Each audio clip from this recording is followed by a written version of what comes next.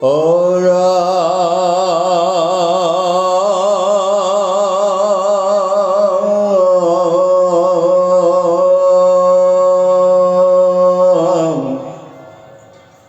হৰিগুণ নগায় কৰে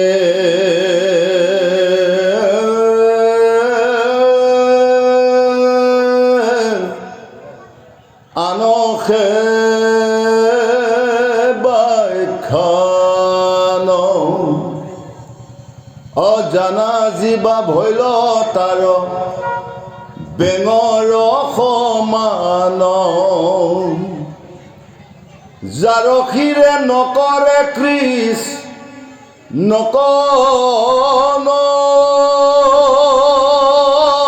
নমস্কাৰ কিৰীতি যুগুত মাথা অভাৰ ভৈল তাৰ কৃষ্ণৰ নকৰে কৰ্ম যিটো হস্ত দুই কংকন সহিতে সিটো হব সম হুই কৃষ্ণৰ মূৰ্তিক যিটো নেদেখে অধম তাৰ চক্ষু সম্যকে মৈৰাৰ চকা সম। কৃষ্ণ এই গৰু সমস্ত শৌনক মহামুনিয়ে উপলব্ধি কৰিছে যে প্ৰভু ভগৱন্তে যিটো মনুষ্য দেহ আমাক দান দিলে মূলতঃ এই মনুষ্য দেহক দশ ইন্দ্ৰিয়ৰ জৰিয়তে কৰ্মত নিয়োজিত কৰাই সেই কৰ্মৰ জৰিয়তে ধৰ্ম ৰক্ষা কৰি সেই কৰ্ম আৰু ধৰ্মৰ জৰিয়তে আত্মাক গতি দিব পৰা ব্যৱস্থাখিনি কৰে। কিন্তু তাকে নুবুজি নুশুনি আমি এই 10 ইন্দ্ৰিয়ক যেনেদৰে কৰ্ম নিয়োজিত কৰিব লাগে তাকে নকৰি আমি যদি বিপদগামী কৰ্ম কৰোঁ তাৰ ফল কি হয়? আজি শৌনক আদি ঋষি সমস্তে এই উপলব্ধি কৰি কৈছে যে নপাতৰে কাৰণ সিটো কৃষ্ণৰ কথাটো ভৈলা দুই কৰ্ণ তাৰ দুই ভীতি গাদ। কৰ্ণ দুখন দিয়া হৈছে শুনিবৰ কাৰণে। কি শুনিবৰ কাৰণে কোৱা হৈছে?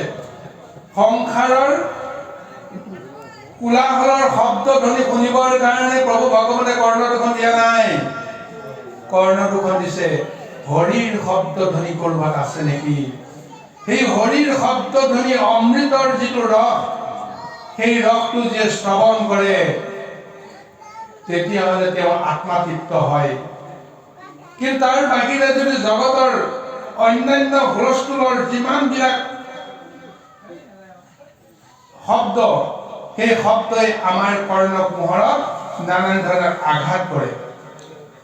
বেয়া কথা এটা শুনাৰ লগে লগে মনে কষ্ট পায়, মনে দুখ পায়। কিন্তু ভাল কথা এটা শুনাৰ লগে লগে মনে কিমান শান্তি পায়। গতিকে ভাল কথা ক'ত আছে? য'ত নেকি কৃষ্ণ কথা জড়িত হৈ আছে সেইটোৱেই ভাল কথা। যি কথাত কৃষ্ণ কথাৰ অবিহনে বিষয়ৰ ভোগৰ কথা আছে জড়িত সেয়া বিষৰ কথা। গতিকে সেইকাৰণে কৈছে যাৰ কৰ্ণ থাকিও যদি ঈশ্বৰ কৃষ্ণ কথা নুশুনে কেৱল দুটা ময়লা সদৃশ ভয়ংকৰ গাত দুটাহে তেওঁ লৈ ফুৰিছে, তাৰ জৰিয়তে তেওঁৰ একো লাভ নাই। আৰু লগতে কৈছে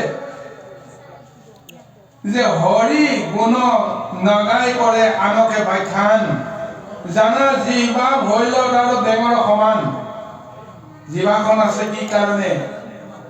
কথা ক'বৰ কাৰণে, শব্দৰ ৰূপান্তৰ কৰিবৰ কাৰণে, শব্দ প্ৰয়োগ কৰিবৰ কাৰণে জিভাখন দিয়া হৈছে। যাৰ জিভাখন দীঘল সি বহু কথাই তেওঁক জুকিয়াব পাৰে, তেওঁক ক'ব পাৰে। যাৰ জিভাখন চুটি সি হয়তো কমকৈ কথা ক'ব পাৰে, বেছি কথা জুকিয়াব নোৱাৰে। কিন্তু বেঙৰ জিভাপাত কিমান দীঘল? জিভাপাত যেতিয়া উলিয়াই দিয়াৰ লগে লগে কিমান দীঘল হয় সি নিজেও ক'ব নোৱাৰে। সেই জিভাপাতে কি কৰে? কেৱল চিকাৰ ধৰি খায়। হয়নে নহয়?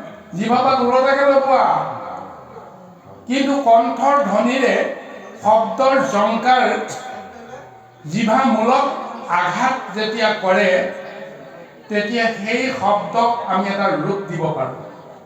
মনুষ্য বা অন্যান্য জীৱবিলাকৰ লক্ষ্য কৰিব, অন্যান্য জীৱবিলাকৰ জিভাৰ গুৰিটো আছে তলত ভিতৰত, কণ্ঠ মূৰত যেতিয়া বেদৰ ব্ৰহ্ম শক্তিটো যেতিয়া আহি খুন্দা দিয়ে তেতিয়া শব্দৰ ৰূপ লয়। শব্দই এটা এটা ভাৱেৰে তাক প্ৰকাশ কৰে। সেই শক্তিটো আছে মনুষ্যৰ বাক শক্তি। আৰু সেই মনুষ্যই সেই জিভাখন লৈ যদি আমি ঈশ্বৰৰ নাম নলওঁ, ঈশ্বৰৰ শক্তিয়ে আমাৰ জিভাখনক লগাই দিয়ে।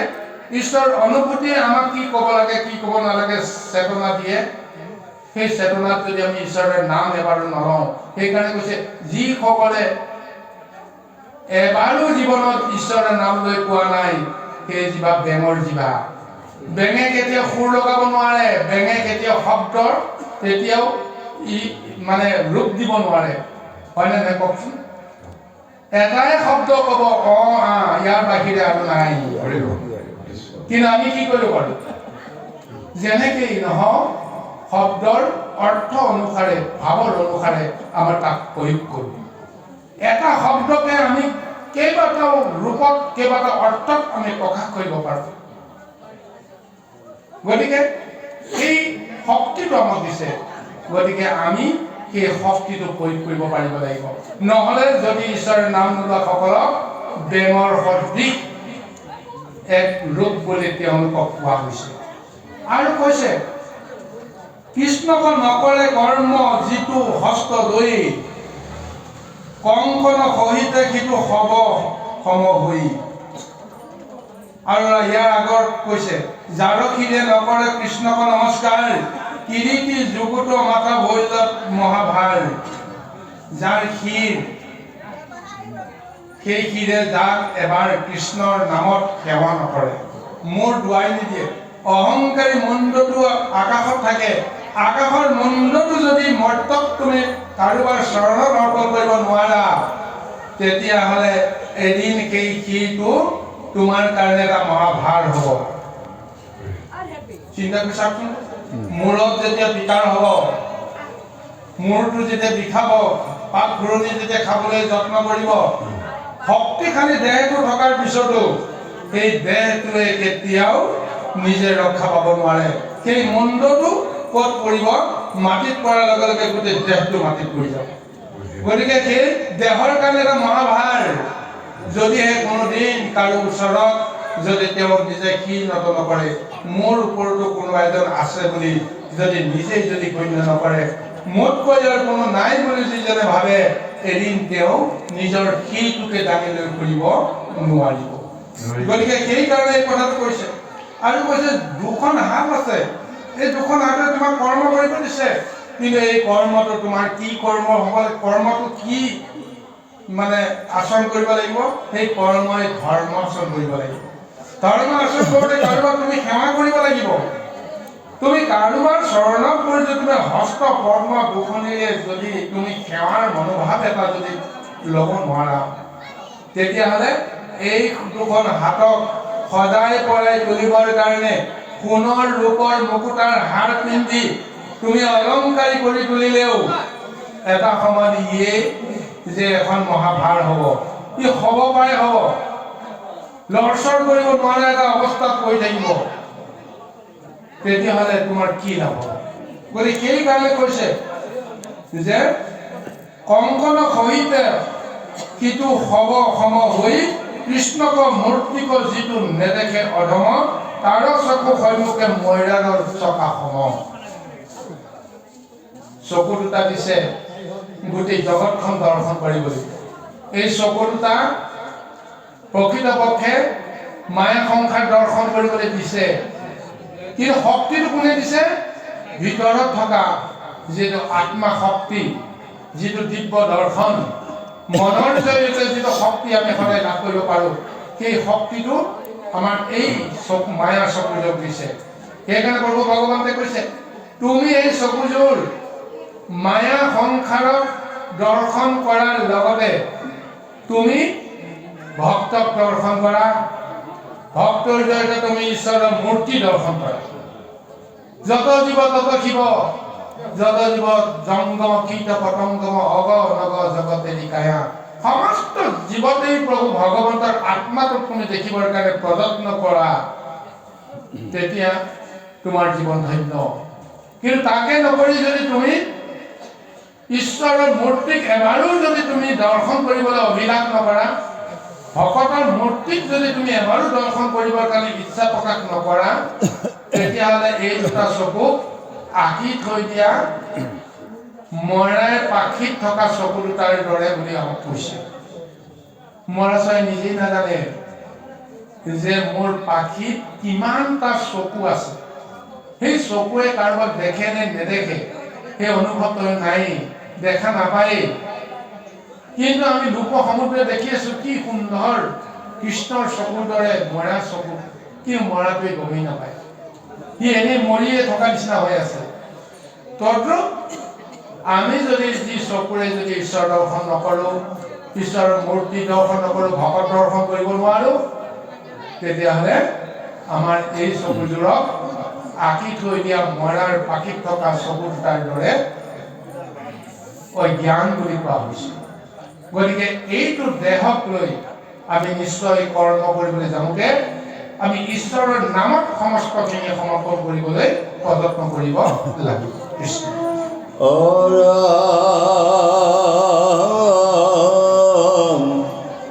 কৃষ্ণৰ থা নক যিটো নকৰে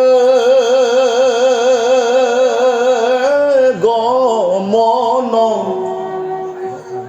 বৃক্ষ শিপা সমতাৰ দুখানি চৰণ, ভকতৰ পদৰেনো নলয়ে যিজন, জীৱন্ততে সিটো মৃতক সমান। এ কৃষ্ণ পদ তুলসীৰ নলইলে ধ্যান,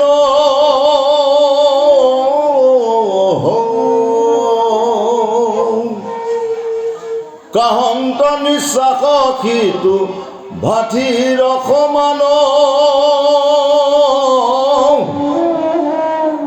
হৰি হৰি বুলন্তে নুহিকা ৰোমাঞ্চিত, ব্ৰজশিলা সদৃশ জানিবা তাৰ চিত। হেন জানি সুত পুৰি কৈ অভিমত, যি কথা কহিলা সুকে ৰাজাৰ আগত।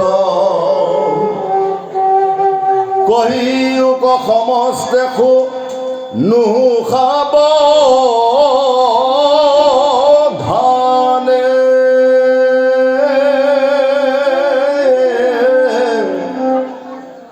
তৃতীয় অধ্যায়ৰ কথা গলা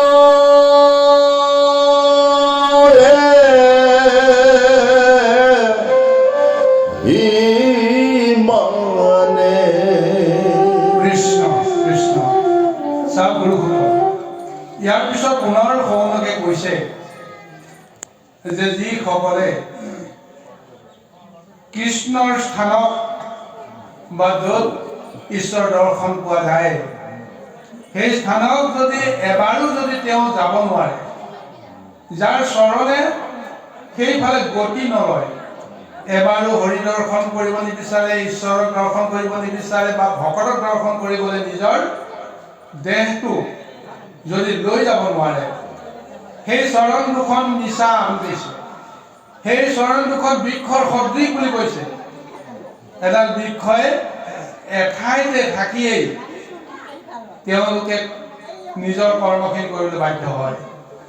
সেই বৃক্ষডালে নাভাবে যে মোৰ দৰে লক্ষ লক্ষ কৌটি কৌটি বৃক্ষ আছে, নিজৰ ঠাইত থকা সময়ত যিখিনি তেওঁ দেখা পায় বুজি পায় সেইখিনি বাহিৰে জগতত একোৱেই বুজি নাপায়। গতিকে লৰচৰ কৰিব নোৱাৰা অচল বৃক্ষডালৰ সমান কৰি কৈছে যিসকলে কৃষ্ণ দৰ্শন নকৰে ঈশ্বৰ দৰ্শন নকৰে। কিমান মহা পাপৰ ফলত বৃক্ষ জন্ম হয় এই কথাটো আমি জানিব লাগিব। গুৰুসকল 84 লক্ষ জনী এইখন সংসাৰত প্ৰভু ভগৱন্তে দিছে, তাৰ ভিতৰত চাৰিবিধ উৰণ বুৰণ গজন ভ্ৰমণ বা উৰণ বুৰণ গজন এইসকলে চলাচল কৰিব পাৰে, কিন্তু বৃক্ষকুলে চলাচল কৰিব নোৱাৰে। ভাগৱতৰ এটা বৰ্ণনা সুন্দৰভাৱে দিছে, যিবিলাক জীৱই নৰকত ভুগিবৰ কাৰণে বাধ্য হয়, কৰ্ম কৰি অকৰ্মৰ জৰিয়তে যদি নৰক ভঞ্জন কৰিব লগা হয়, নৰকত কিমান কাল তেওঁলোকক শাস্তি দিব। শাস্তি দিয়াৰ পিছত নৰকৰ শাস্তি শেষ হ'ল, আকৌ প্ৰকৃতিলৈ তেওঁলোকক পঠিয়াব লাগিব। কিন্তু কোনটো জীৱলৈ পঠিয়াব? সেইসকল জীৱক নৰকৰ নিকাৰ ভঞ্জাৰ পিছত এই বৃক্ষকুলত তেওঁলোকক পঠিয়াই দিব। বৃক্ষ ৰূপে তেওঁলোকক জন্মগ্ৰহণ কৰাব, আৰু সেই বৃক্ষ ৰূপে জন্মগ্ৰহণ কৰি তেওঁলোকে মহাপুণ্য অৰ্জন কৰিব পাৰিব লাগিব। বৃক্ষ কুলে সেইকাৰণে কোনো কাৰণতে নিজৰ কাৰণে একো নকৰে, যি কৰে জগতৰ জীৱসকলৰ কাৰণে কৰে। নিজকে দান দিয়ে, দান দি যিটো মহাপুণ্য অৰ্জন কৰিব, সেই পুণ্য অৰ্জন কৰাৰ ফলত সেই বৃক্ষবিলাকৰ এটা এটা ক্ৰম বিকাশৰ পিছত এদিন এডাল বট গছৰ সৃষ্টি হ'ব। সেই বটগছ সৃষ্টি হ'লে সাধু সন্ত মহন্তই আহি তপস্বীসকলে আহি তাত আশ্ৰয় কৰিব। সেই বটবৃক্ষৰ সাধু দৰ্শন হৈ গ'ল। সেই সাধু দৰ্শনত কি হয়? ঈশ্বৰৰ নাম কীৰ্তন সাধুৰ জৰিয়তে সদায় যেতিয়া হৈ থাকে, সেই জীৱন লৈ সেই বটবৃক্ষ দীৰ্ঘকাল জীয়াই থাকি সেই মহাপুণ্য অৰ্জন কৰাৰ পিছত তেওঁলোকে অন্যান্য চৈতন্যময় বা চলাচল কৰিব পৰা জীৱত তেওঁলোকৰ ভাগ হয়। গতিকে আমাৰো সেইটোৱে অৱস্থা। এতিয়া আমি মনুষ্য ৰূপে জন্মগ্ৰহণ কৰাৰ পিছত 84 লক্ষ জনী অতিক্ৰম কৰাৰ পিছত আমি শেষ পৰ্যায়ত উপনীত হলো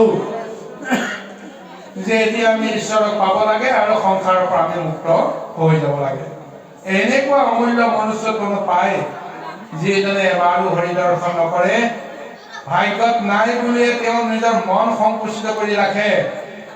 তীৰ্থ দৰ্শনলৈ নাযায়, সত্ৰ দৰ্শনলৈ নাযায়।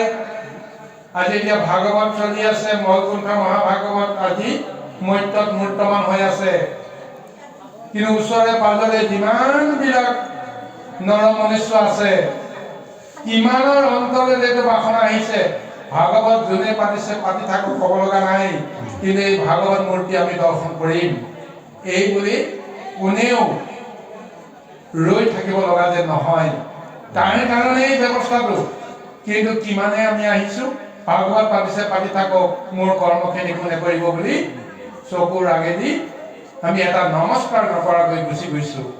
ভাগৱতক কৃষ্টি সেৱা নকৰাকৈ, ভগৱন্তৰ পৰা অনুমতি নোলোৱাকৈ তুমি যদি বিষয় কৰ্মলৈ যোৱা, সেই কৰ্মই কেতিয়াও তোমাক সুখী কৰিব নোৱাৰে।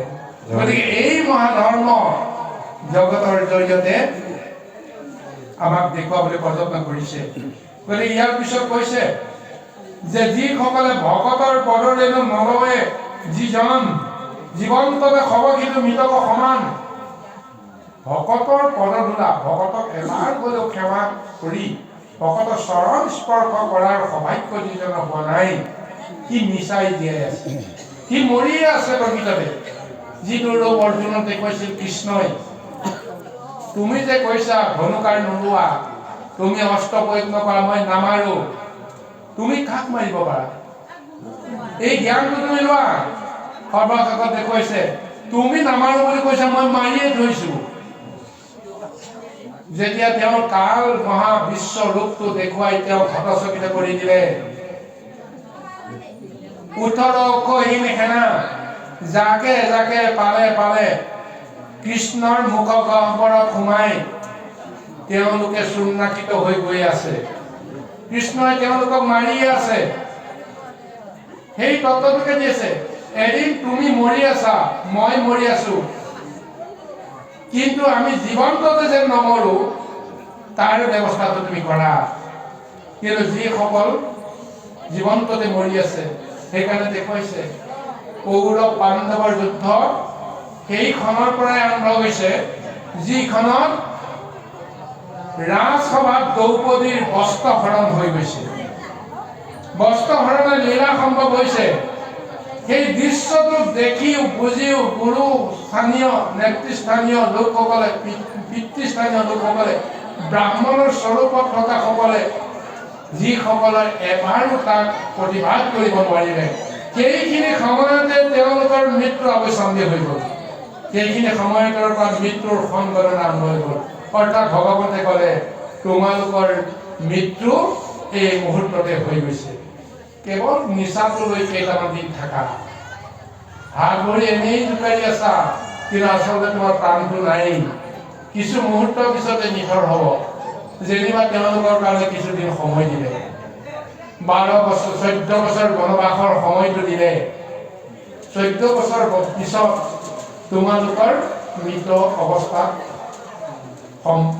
সকলোৱে প্ৰত্যক্ষ কৰিব। পিতামহ ভীষ্মৰ মৃত্যুৰ যিটো ব্যৱস্থা সেইখিনিতে আৰম্ভ হ'ল।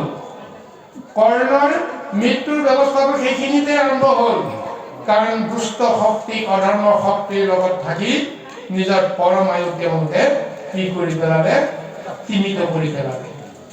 গতিকে সেইকাৰণে অৰ্জুনক সেই দৰ্শনটো দিছে, আমি জীৱন্ততে যেন মৃত্যু হ'ব নালাগে। সেইকাৰণে আমি কৃষ্ণৰ চৰণ সেৱা কৰিলে আমি মুক্তি পোৱাটোলৈ আচল কথা নহয়। আমি জীৱন্ততে আনন্দ মনেৰে আমি ভগৱন্তৰ লগত লীন যাব পৰা ব্যৱস্থাটো পাই যাম। আৰু কৈছে, কৃষ্ণৰ পদ তুলসীৰ নলয়লাক ঘ্ৰাণ, কাহত নিশ্চয় সিটো ভাটিৰ সমান। এইখন সংসাৰত আমাৰ ই নাকৰ জৰিয়তে আমি সুগন্ধি দ্ৰব্য আমি মানে পান কৰাৰ কাৰণে আমাক এই মহা ইন্দ্ৰিয় দিছে। গতিকে আমি সুগন্ধৰ পৰিৱৰ্তে যদি দুৰ্গন্ধ ল'ব লগা হয়, আমাৰ সৰ্বশৰীৰ বিষাক্ত হৈ যায়। কিন্তু সুগন্ধিত ফুলৰ এটা বায়ুৱে আমাৰ মন প্ৰাণ কিমান প্ৰফুল্লিত কৰি তোলে। গতিকে আজি ভক্তি ভৰত যদি শ্ৰৱণ কৰিব লাগে, ঈশ্বৰৰ নামত যদি শ্ৰৱণ কৰিব লাগে, তেতিয়াহ'লে তুলসীৰ গোন্ধ আমি নিশ্চয় ল'ব লাগিব। কাৰণ প্ৰভু ভগৱন্তৰ চৰণতেই তুলসীৰ বাস। সৰ্প শৰীৰত সেই তুলসীৰ গোন্ধই মলমলাই থাকে। গতিকে কৃষ্ণৰ গোন্ধটো কোনে ভালদৰে চিনিব পাৰিছিল? উদ্ধৱে চিনিব পাৰিছিল। কৃষ্ণৰ তুলসীৰ গোন্ধটো কোনে পাইছিল? কৃষ্ণৰ যিজন ৰথৰ সাৰথি দাৰুকে চিনিব পাৰিছিল। সেইকাৰণে কৃষ্ণক দেখা নাপায়, কৃষ্ণক বিচাৰি বিচাৰি গৈ তুলসীৰ গোন্ধ লৈ লৈ, কোনফালে তুলসীৰ গোন্ধ আছে গোন্ধ লৈ লৈ কৃষ্ণক তেওঁলোকে উদ্ধাৰ কৰিব পাৰিছিল। গতিকে সেইকাৰণে কৈছে, তুলসীৰ গোন্ধ যদি ভক্তিভাৱে লোৱা যায়, কৃষ্ণৰ কৃপা আমি নিশ্চয় পাওঁ। কৃষ্ণক হৃদয়ত স্থাপন কৰা হৈ যায়। গতিকে সেই মহা ৰূপটো আমি নাকৰ জৰিয়তে, ইন্দ্ৰিয়ৰ জৰিয়তে আমি পাব লাগিব। আৰু কৈছে, তাৰ পৰিৱৰ্তে যদি আমি অহৰ্নিশে যাকে তাকে যদি আমি গোন্ধ লৈ ফুৰো, তেতিয়াহ'লে এই দুটা নাক বোলে কমাৰৰ ভাটিৰ দৰে উঠা নমা কৰি আছে, নিজেই গমেই নাপায় কিয় উঠিছে কিয় নামিছে। সেই ভাটিটোক যে কোনোবা এজন কমাৰে যে লোহা গলাবৰ কাৰণে, যে অগ্নিত মানে বায়ু দিবৰ কাৰণে, অগ্নিত প্ৰজ্বলিত কৰিবৰ কাৰণে যে ব্যৱহাৰ কৰিছে, ভাটিটো গমেই নাপায়, উঠা নমা কৰি আছে। তদ্ৰূপ আমি কিয় উশাহ লৈ আছো আমি নিজেই গম নাপাওঁ। কেৱল কোনোবাই আমাৰ এই দেহটোক কি কৰি আছে? উঠা নমা কৰি গৈ আছে। গতিকে আমি জানিব লাগিব, ঈশ্বৰৰ তুলসীৰ গোন্ধৰ জৰিয়তে তেওঁৰ সেই ৰহস্যটো পাব লাগিব। আৰু পিছত কৈছে কাহন্ত নিশ্বাসৰ যিটো হৰি হৰি বোলন্তে নহিকা ৰোমাঞ্চিত ব্ৰজশিলা সদৃশ জীৱন্তে তেওঁৰ চিত্ত। হৰি নাম লৈ আছে, কিন্তু হৰি নাম লওঁতে যদি তেওঁৰ নিজৰ মন প্ৰাণ যদি শিহৰিত হোৱা নাই, যদি ৰোমাঞ্চ তেওঁ যদি উপলব্ধি কৰিব পৰা নাই, তেতিয়াহ'লে সি ব্ৰজময় এক মহাশিলাত পৰিণত হৈ আছে। কৃষ্ণৰ নামটো এনেই প্ৰকাশ কৰা নাই, এটা নিৰাময় নাম ভক্তে দি আছে। যি ভকতে ভগৱন্তক যেনেদৰে তেওঁলোকে পাইছে, ভগৱন্তৰ কৃপা যেনেদৰে পাইছে, সেইটো উপলব্ধি কৰি ভগৱন্তক এটা এটা নাম দিছে। সেই নাম যিয়ে স্মৰণ কৰে, স্মৰণ কৰাৰ লগে লগে কৃষ্ণৰ সেই নামৰ ৰহস্যটো কোনে কেনেকে তেওঁক দিছিল, কোনে কেনেকে পাইছিল, এইখিনি স্মৰণ অহাৰ লগে লগে কৃষ্ণৰ ৰহস্যময় সত্তাটোক আমি উপলব্ধি কৰিব পাৰিম। তেতিয়া ৰোমাঞ্চিত নোহোৱাকৈ আমি থাকিব নোৱাৰোঁ। চিন্তা কৰি চাওকচোন যে দুখে সুখে ভগৱন্তে আমাৰ দেহৰ ভিতৰত আছে, এইষাৰ কথা কেতিয়াবা স্বীকাৰ কৰিছে, কেতিয়াবা নকৰিছে। কিন্তু যেতিয়া বেমাৰৰ যন্ত্ৰণা ৰোগসজ্জাত পৰি চটফটাই থাকোঁ, কেতিয়াবা আমি নিজকে আক্ষেপ কৰোঁ, কৃষ্ণৰ ওপৰত আমি ক্ৰোধ কৰোঁ, খং কৰোঁ যে কৃষ্ণই আমাক ইমান শাস্তি কিয় দিছে, মোক কিয় মাৰি পেলোৱা নাই, সমস্ত দুখবিলাক কিয় মোকে দিছে বুলি কৃষ্ণক আমি গালি পাৰোঁ। কিন্তু এবাৰো আমি উপলব্ধি নকৰোঁ এই যন্ত্ৰণাময় দেহটোত প্ৰভু ভগৱন্তে কি পাইছে, কিয় মোক এৰি থৈ যোৱা নাই। আমি কওঁ কিয় মোক মাৰি লৈ যোৱা নাই। কৃষ্ণই কাকো নামাৰে, কাৰোবাক লগ দিয়ে, কাৰোবাক লগৰ পৰা তেওঁ গুচি যায়, এইটোহে কথা। আমি নিজে নিজেই আমি ভাৱনাত মৰি আছো, নিজে নিজে ভাৱনাত আমি জীয়াই আছো। কিন্তু পৰম প্ৰভু ভগৱন্তে সমস্ত জীৱকে কৃপা কৰিবৰ কাৰণে তেওঁ লগত ধৰি আছে। আমি বেদনাত আৰ্তনাদ কৰি আছো, তেওঁ চিন্তা কৰি আছে যে তেওঁ এই বেদনাত আমি সহায় কৰিবৰ কাৰণে মই ৰৈ আছো। এবাৰ তেওঁ মোক চাওকচোন, মোৰ নাম লওক, মোৰ বিনা নাম লৈ মই তেওঁক সহায় কৰিলে মোক কি লাভ হ'ব। গতিকে তেওঁ এতিয়াও নিজকে ৰক্ষা কৰিম বুলি ভাবি আছে। ডাক্তৰে কবিৰাজে তেওঁ ৰক্ষা কৰিব বুলি তেওঁ ভাবি আছে, কিন্তু মোক এবাৰো চিন্তা কৰা নাই। ডাক্তৰে যিমানেই মোক ঔষধ নিদিয়ক কিয়, মই যদি এই মুহূৰ্ততে তেওঁ এৰি থৈ গুচি যাওঁ, সেই মহৌষধে কি কৰিব এবাৰো চিন্তা কৰি পোৱা নাই। গতিকে সেইকাৰণে আমাৰ প্ৰভুজনে সুন্দৰভাৱে কৈছিল দ্ৰৌপদীৰ যিটো কাহিনীটো, তেওঁ ৰৈ আছে দ্ৰৌপদীক ৰক্ষা কৰিবৰ কাৰণে, সহায় কৰিবৰ কাৰণে, কিন্তু কলুষিত বিষয়ৰ মলে দ্ৰৌপদীক অহংকাৰৰ পৰা মুক্ত দিয়া নাই কাৰণে, নিজকে উদ্ধাৰ কৰিব পাৰিম বুলি ভাবি ঈশ্বৰক চিন্তা কৰা নাই। ঈশ্বৰক চিন্তা যদি আৰম্ভণিতে কৰিলেহেঁতেন, দুঃশাসনে যেতিয়াই তেওঁ সেই যেতিয়া ৰজস্বলা অৱস্থাতে এক অৱস্থা দ্ৰৌপদী এগৰাকী নাৰীক যেতিয়া দুৰ্দান্ত কোনোবা এজনে যেতিয়া চুলিত ধৰে, চুলিত ধৰা মানে জমে ধৰা বুলি ধৰক, জমে যেতিয়া ধৰে, সেই মুহূৰ্তত তেওঁ কৃষ্ণক আৰাধনা কৰিব নোৱাৰিলে। সেই মুহূৰ্ততে যদি কৃষ্ণক আৰাধনা কৰাহেঁতেন তেতিয়া লীলাটো বেলেগ এটা হ'লহেঁতেন, কিন্তু নকৰিলে। তেওঁ চিন্তা কৰিছিলে যে তেওঁৰ পঞ্চপতিয়ে মোক এই অৱস্থাত লৈ যোৱা দেখিলে তোমাক এতিয়া সোধাই নিদিব, সমস্ত ধ্বংস কৰি দিব। নহ'ল। পিতামহ ভীষ্মই উদ্ধাৰ কৰিব পাৰিব বুলি ভাবিছিল, নকৰিলে। স্বয়ং বিদুৰেও সেই স্থান ত্যাগ কৰি গুচি আহিব লগা হৈ গ'ল যে কিবা এটা অৰ্থন্তৰ হ'ব, মই ইয়াত থাকিব নোৱাৰিম। তেতিয়াও তেওঁ চিন্তা কৰিব পৰা নাছিল যে মই এইজন প্ৰভু ভগৱন্ত হৈ মই তেওঁক ৰক্ষা কৰিবৰ কাৰণে মই এটা সুযোগ পোৱা নাই। কিন্তু সুযোগটো নোপোৱাৰ কাৰণটো এবাৰ তেওঁ ৰুক্মিণীক তেওঁ কৈছিল। ইফালে ৰাজসভাত দুঃশাসনে দ্ৰৌপদীক এনেকুৱা এটা ডাঙৰ অত্যাচাৰ কৰি আছে, চুলিত ধৰি টানি আজৰি লৈ গৈছে, বস্ত্ৰহৰণ কৰি আছে। ইফালে দ্বাৰকাত বহি কৃষ্ণই চকু মুদি ধ্যান কৰি আছে। ৰুক্মিণীটো জানি আছে, ৰুক্মিণী জানি কৃষ্ণৰ ফালে হতভাগ হৈ চাই তেওঁ ধৈৰ্য ধৰা হ'ল। কৃষ্ণ ধ্যান ভংগ কৰিবৰ কাৰণে চিঞৰি কৈছে যে হে বাসুদেৱ তুমি কি কৰি আছা তোমাৰ মৰমৰ ভগ্নী বুলি তুমি যাক কোৱা তোমাৰ নামেৰে যাক তুমি সম্বোধন কৰি মাতা কৃষ্ণ বুলি তুমি যাক মাতা তেওঁৰ অৱস্থাটো হৈছে সেয়া আৰু এতিয়া তুমি চকু মুদি ইয়াত ৰৈ আছা তোমাৰ কি লীলা ইফালে অৰ্জুন তোমাৰ প্ৰাণৰ সখী সেই দুৰ্দশাত পৰি আছে তুমি একো কৰা নাই বহু সময়ৰ পিছত কৃষ্ণই যেতিয়া চকু মেলি ৰুক্মিণীলৈ চালে উপায় নাই মই এই মুহূৰ্তত তেওঁৰ ওচৰলৈ যাব নোৱাৰো কৈছে কিয় নোৱাৰা তেতিয়া কৈছে যে তেওঁলোকে কৰ্ম দুখ ভুগিছে কৰ্মফল ভুগি আছে সেইকাৰণে এই মুহূৰ্তত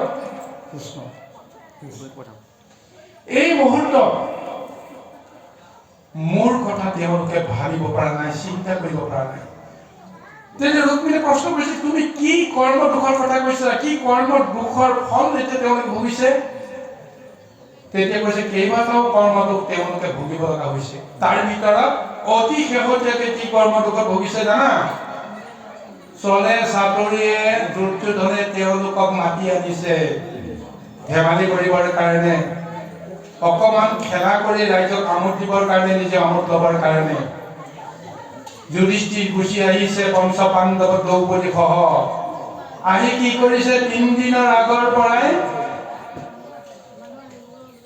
যুধিষ্ঠিৰে ধৰ্মৰ পুত্ৰ হৈও তেওঁ পাহৰি গ'ল যে অহংকাৰী দুৰ্যোধন মহাপাপী তাৰ অন্ন ভোজন কৰি তেওঁলোকে কিমান নিজকে নিজে দুখ কৰিছে সেই অহংকাৰী দ্ৰব্য ভোজন কৰাৰ কাৰণত এতিয়া তেওঁলোকৰ দেহ কলুষিত হৈ আছে তেজত আহাৰৰ দুখ লাগি আছে সেই আহাৰৰ দুখৰ তেজৰ শক্তিয়ে নিজকে অহংকাৰ কৰি তুলিছে যুধিষ্ঠিৰে ভাবিছে দুৰ্যোধনে যি খেলা নকৰক কিয় সপোনে যি খেলা নকৰক কিয় মই এই খেলাত জয়ী হ'ম তেওঁ হ'ব নোৱাৰিলে কাৰণ এই মুহূৰ্তত মই এটা কথা ভাবিছিলো যদি এইখন পাকা খেল দুৰ্যোধন আৰু সপোনিয়ে পাতিছে দুৰ্যোধনৰ হৈ যদি সপোনিয়ে যদি পাকা খেলিব পাৰে যুধিষ্ঠিৰে কিয় মোক এবাৰো মনত নেপেলালে যুধিষ্ঠিৰ হৈ যদি মই এইখন পাকা খেল খেলিলোহেঁতেন সপোনিৰ লগত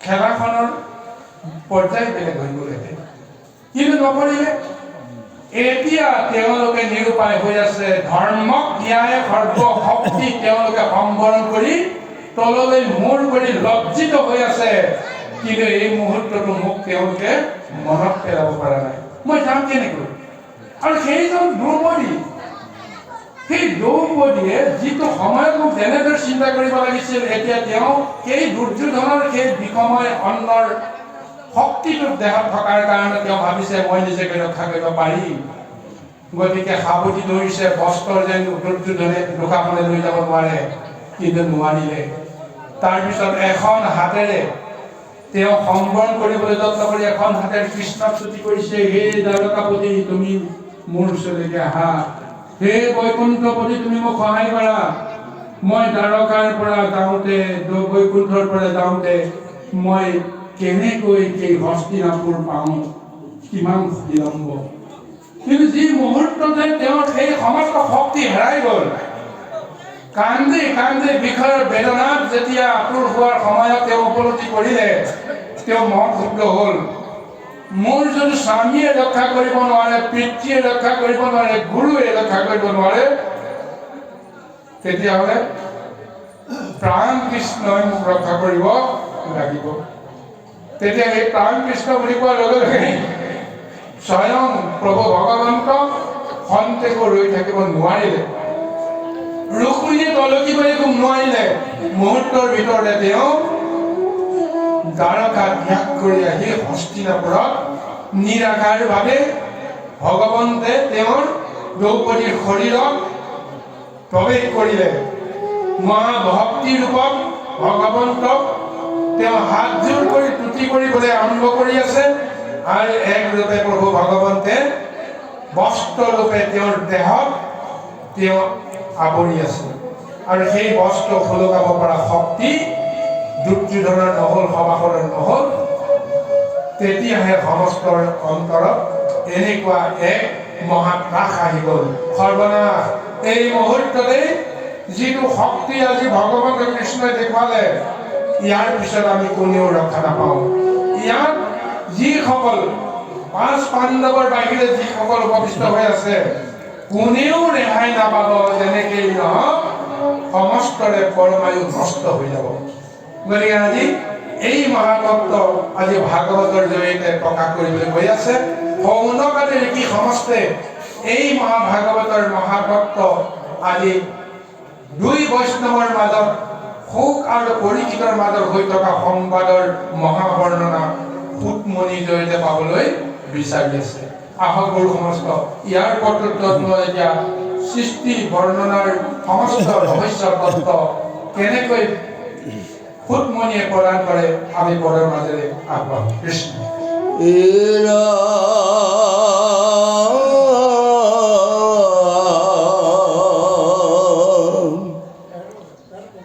শুনা সামাজিক জন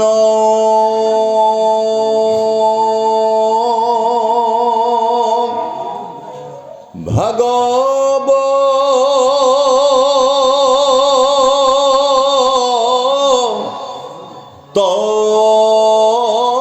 কথা মনুষ্য জন্ম কৈতো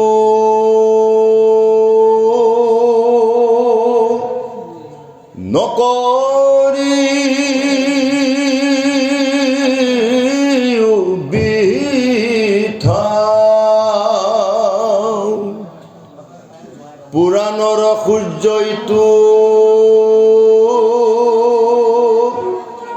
মহাভাগৱত ব্যাস মহৰ্ষি আৰু কহিছ মহন্ত আৰু অন্তৰ্গত পৰ মাৰ্থ কথা যত মই মাত্ৰ জানো নাৰদৰ প্ৰসাদত মুতহনতে মহামুনি সুকে জানিলন্ত্ৰ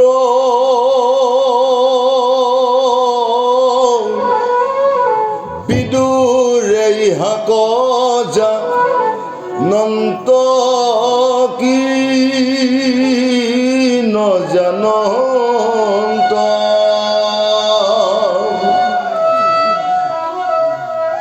টিকা ভাষ্য চাই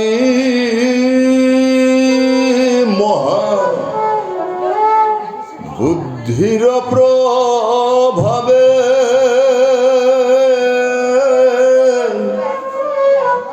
কেহু জনে আৰ তত্ৰ অৰ্থ কোন পাৱে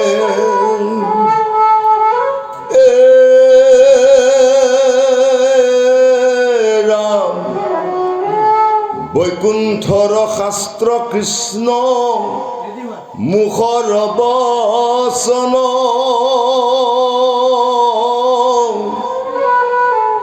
আৰু কি তত্ত্বক জানে সেই জনা। এতিয়া সৌনক মুনিয়ে যি প্ৰশ্ন কৰিছিল উগ্ৰশব্দক যে দুই মহাবৈষ্ণৱৰ মহাতত্বৰ কথা মোক কোৱা, তাৰ উত্তৰত এতিয়া সৌনকে কৈছে যে ব্যাসৰ মুখেৰে যি মহাভাগৱত নিগৰিত হৈছিল, মই পিতৃৰ জৰিয়তে যিখিনি কথা মই জানিব পাৰিছিল সেই সমস্ত কথা মই কম। এতিয়া সকলোৱে মন দি শুনা যে পুৰাণৰ সূৰ্যটো মহাভাগৱত ব্যাস মহাঋষি আৰু কহিছা মহত্ব পুৰাণৰ সূৰ্য এই মহাভাৰত এই মহাভাগৱত ব্যাসৰ মুখেৰে নিগৰিত হৈছিল ব্যাসে কৈছিল কাক নাৰদক কৈছিল কি বুলি কৈছিল এই কথাটো কৈছে তাৰ তত্ত্বটো কৈছে আৰু অন্তৰ্গত পৰমাৰ্থ কথা যত মই মাত্ৰ জানো নাৰদৰ প্ৰসাদতহে মই এই পৰমাৰ্থ জ্ঞান তত্ত্বৰ কথাখিনি মই লাভ কৰিছোঁ বুলি ব্যাসদেৱে ব্যক্ত কৰিছিল পূৰ্বতে গতিকে নাৰদে ক'ৰ পৰা পাইছিল তেওঁ পিতৃ ব্ৰহ্মাৰ পৰা পাইছিল ব্ৰহ্মা কোনে কৈছিল স্বয়ং প্ৰভু ভগৱন্ত শ্ৰী নাৰায়ণে নিজ মুখেৰে নিজৰ তত্ত্বৰ কথা তেওঁ ব্যক্ত কৰিছিল যে মোট হন্তে মহামণি সুখে জানিল অন্ত এতিয়া মোৰ পৰাই ব্যাসে কৈছে মোৰ পৰাই সুখে পালে কেনেকৈ পালে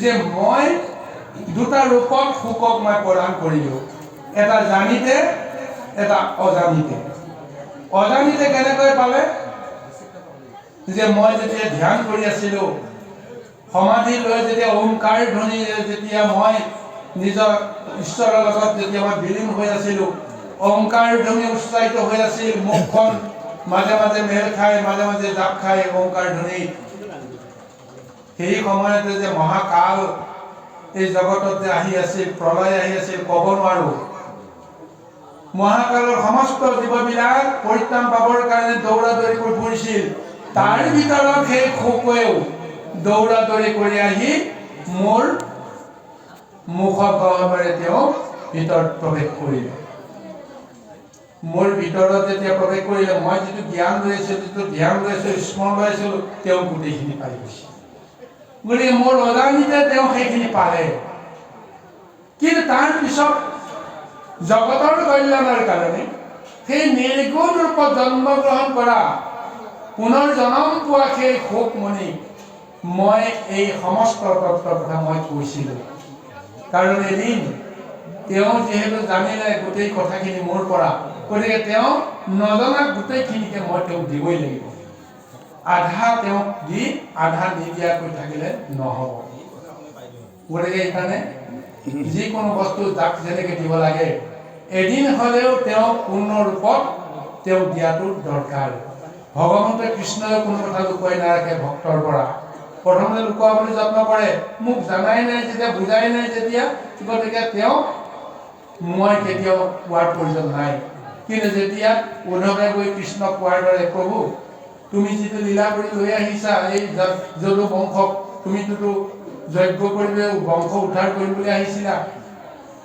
ঋষি সাপ তুমি বিনষ্ট কৰিম বুলি আহিছিলা মুক্ত হ'ম বুলি আহিছিলা কিন্তু এওঁলোককতো তুমিতো মাৰিবৰ কাৰণে লৈ আহিছা সকলোকেতো মাৰি তুমিওতো গুচিয়ে যাবা আৰুতো দ্বাৰকালৈ গুচি তুমি ঘূৰি নাহা এই কথাটোতো কৃষ্ণই কাকো কোৱা নাছিল কিন্তু উদ্ধৱে যেতিয়া জানিলে জনাৰ পিছত তুমি যেতিয়া জানিলা এতিয়া আৰু কোনো কথা মই তোমাক আৰ নকৰোঁ গতিকে হয় তেওঁলোকক মাৰিব অনাটো হয় কিন্তু তুমি এইটো কথাও জানি ল'বা যিখিনি কথা এতিয়া তুমি ভাবিব পৰা নাই মই যোৱাৰ পিছত 7 দিনৰ পিছত এই দ্বাৰকাও নাথাকে সাগৰে ডুবাই পেলাব এটা প্ৰাণীও জীয়াই নাথাকিব তোমাৰ বাহিৰে এই কথাখিনি ঈশ্বৰে সেই সময়ত কিয় ক'লে যে ভক্তক তেওঁ কোনো কথা আৰ নকৰে গতিকে এইটো কাৰণতে কৈছে যে এই মহাতত্ত্ব ভাগৱত আজি ভক্তৰ কাৰণে দিয়া হৈছে সেইকাৰণে মই সেই সুখমণিক তেওঁ বুজি নোপোৱা কথাখিনি মই আজি তেওঁক দিব লাগিব তেওঁ মোক পুত্ৰৰূপেহে পালে ঘৰত সদায় দেখি শুনি বুজি যিটো জ্ঞান পালে এই জ্ঞানে তেওঁ তাৰিব নোৱাৰিব গুৰুহীন জ্ঞান কোনো কামত নাহে গতিকে মই গুৰুৰূপে তেওঁক দিব লাগিব পিতৃৰূপে পোৱা জ্ঞানে তাৰ কেতিয়াও তাৰিব নোৱাৰে গুৰুৰূপে দিয়া জ্ঞানেহে তেওঁ তাৰিব পাৰিব কাৰণ পিতৃ আছে মায়া কিন্তু গুৰুৱে কেতিয়াও গুৰুৰ ৰূপত মায়াত তেওঁ বন্দী হৈ নাথাকে গুৰু সদায় ব্ৰহ্মৰ লগত তেওঁ সম্বন্ধ থাকে। ব্ৰহ্মপুৰুষ হয় ভগৱন্ত, গতিকে সেই ব্ৰহ্মৰ এটা ৰূপ লৈহে তেওঁ গুৰু মূৰ্তি লৈ আছে। গতিকে গুৰু ৰূপত তেওঁ কৃপা কৰিব লাগিব। সেইকাৰণে তেওঁ দ্বিতীয়বাৰ এই মহাভাগৱত তেওঁ সেই নৈমিষা অৰণ্যতে তেওঁ দিছিল। কি পৰম সৌভাগ্য! সেই সভাতে খুবমণিক যেতিয়া ভাগৱত দি আছে, লোমহৰ্ষণ সুৰ হৈছে ব্যাসৰ মহাভক্ত। লোমহৰ্ষণ সুৰটো সেই আশ্ৰমতে ব্যাসৰ শিষ্যত্ব গ্ৰহণ কৰি শিক্ষা গ্ৰহণ কৰি দীক্ষা গ্ৰহণ কৰি ৰৈ আছে। আৰু লোমহৰ্ষণ পুত্ৰৰ সুৰটো পিতৃৰ লগতে সেই আশ্ৰমত থকাৰ সূত্ৰে তেওঁ সমস্ত কথা শুনি আছে, জানি আছে, বুজি আছে। কিন্তু সেইখিনি কথা তেওঁ তত্ত্বৰূপে তেওঁ লাভ কৰিব পৰা নাই। কিন্তু সেই তত্ত্বটো কেতিয়া তেওঁ প্ৰদান কৰিলে? ইয়াৰ প্ৰথম অধ্যায়তে উল্লেখ কৰিছে, যেতিয়া ৬০,০০০ ঋষি মুনিয়ে সেই জ্ঞান তত্ত্বটো লাভ কৰিব নোৱাৰিলে, একমাত্ৰ পৰীক্ষিতে লাভ কৰিলে। পৰীক্ষিত গুচি যোৱাৰ পিছত যেতিয়া ঋষি মুনি সমস্তে ক'লে যে এই মহাভাগৱত আমি শুনিবলৈ যেনেদৰে মন বুদ্ধি স্থিৰ কৰিব লাগিছিল, আমি নোৱাৰিলোঁ, আমি বিশ্বাস কৰিব পৰা নাছিলোঁ। কিন্তু যেতিয়া এই মহাভাগৱতে ঋষি সাপৰ পৰা মুক্ত কৰাই নহয়, গোটেই জীৱনটো তেওঁ ইমান সুন্দৰভাৱে তেওঁ এনেদৰে মহামুক্তিৰ ব্যৱস্থাৰে পাৰ কৰি লৈ গ'লে এই মহাভাগৱত শ্ৰৱণ কৰিয়ে। গতিকে আমি আকৌ মহাভাগৱত শুনিবলৈ যত্ন কৰিছোঁ। তুমি আমাক মহাভাগৱত এইবাৰ আমাৰ কাৰণে প্ৰদান কৰা। তেতিয়া তেওঁ কৈছে, নহয়, মই এবাৰ ক'লোঁ, ইয়াৰ পিছত আৰু দ্বিতীয়বাৰ কোৱাৰ মোৰ সময় নাই। যদি কেতিয়াবা শুনিব লাগে, সাত দুজনৰ আগত উগ্ৰশ্বা সুত ৰৈ আছে, উগ্ৰশ্বা সুতৰ পৰা তোমালোকে জানিবা। এই মুহূৰ্ততে উগ্ৰশ্বা সুতক মই কৃপা কৰিছোঁ। তেওঁ যদি কিবা জানিবৰ কাৰণে, বুজিবৰ কাৰণে যদি কিবা এটা যদি অভাৱ আছে, মই আজি গুৰুৰূপে তেওঁক আশীৰ্বাদ কৰিছোঁ। তেওঁ সৰ্বশাস্ত্ৰ বিশাৰদ হৈছে, সৰ্বভাগৱতৰ তত্ত্ব তেওঁ মোৰ আশীৰ্বাদত তেওঁ পাইছে। এতিয়া তেওঁৰ মুখৰ পৰা ভাগৱত তোমালোকে শুনিব পাৰিবা। আৰু উগ্ৰশ্বা সুতো গৈছিল সেইটো আশাতে, যি মহাভাগৱত মই ইমান দিনে শুনি আছিলোঁ, আকৌ এবাৰ মই শুনিব পাম কেতিয়া? যেতিয়া এই মহাভাগৱতে পৰীক্ষিতক ৰক্ষা কৰিবৰ কাৰণে যিটো ব্যাখ্যান আহিব, সেইখিনি মই শুনিলে মোৰ জীৱন সাৰ্থক হ'ব। সেইকাৰণে খুবমণি অহা শব্দ শুনিহে উগ্ৰশ্বা সুত আহিছিল সেই ৰাজসভাত। তেতিয়ালৈকে তেওঁৰ কাৰণে আসন নাছিল, তেওঁ মৰ্যাদাও নাছিল, আসনো নাছিল। গতিকে নিলগত থাকি সেইখিনি শুনিলে আৰু অন্তৰ্জামে সুখে জানিব পাৰি। তাতেই তেওঁক সমস্ত আশীৰ্বাদ প্ৰদান কৰি গুৰুৰূপে তেওঁক মহাজ্ঞান দিলে। আজি সেই গুৰুৰূপে জ্ঞান পোৱাৰ কাৰণেহে উগ্ৰশ্বা সুতেও এই মহাভাগৱত নৈমিষা অৰণ্যত আজি লিখি সমস্তক দিবলৈ তেওঁ সৌভাগ্য হৈছে। গতিকে এয়াই হৈছে মহাভাগৱতৰ মহাতত্ত্ব ৰস কৃষ্ণ। শুদ্ধভাৱে ল'লে যিটো কৃষ্ণ শৰণ, ভকতিৰ প্ৰসাদেনি মলহুৱে মন, শিষিজন মহাজনে আৰু তত্ৰ জানয়, ভাগৱত পুৰাণৰ কহিলো নিৰ্ণয়, অৰাম জানিয়া কৃষ্ণ কৰ,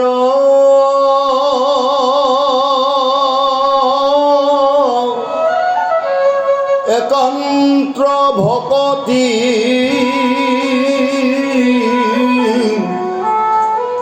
কলি যুগে কৃষ্ণ নাম কীৰ্তনে সে গতি,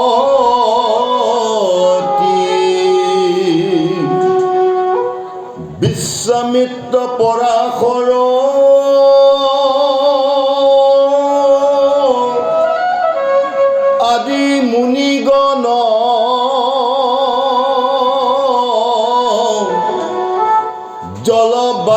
পত্র মাত্র করন্ত ভুজ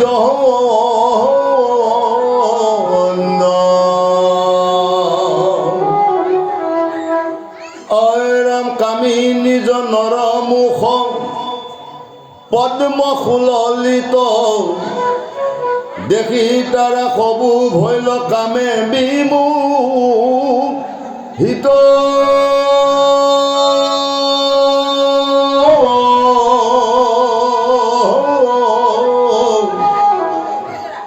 দধি দুগ্ধ ঘৃত মিশ্ৰও কৰি খালি অন্ন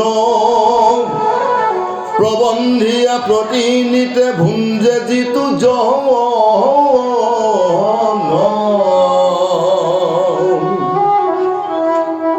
অয়ৰাম সিউজনে পাৰে যদি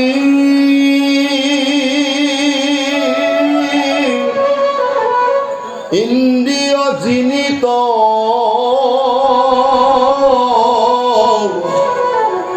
বিন্ধ্যাগিৰি পাৰে তেৱে সাগৰত ঋত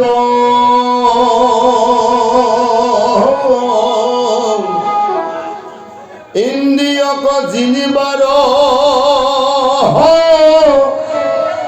আছে যাৰ মতি সততে কৰিবে যত্ন সতৰ সংগতি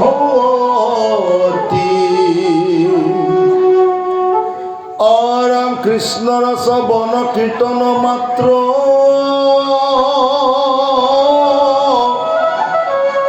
কৰিবে কৃষ্ণৰ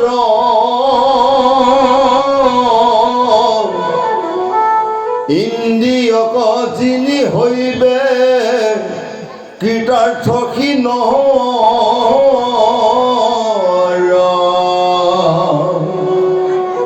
হেন জানি যতনেতে জিও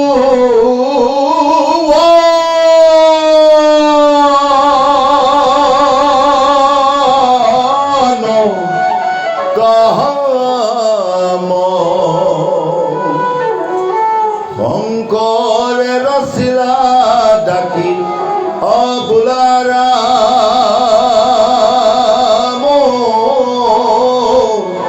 ৰাম ৰাম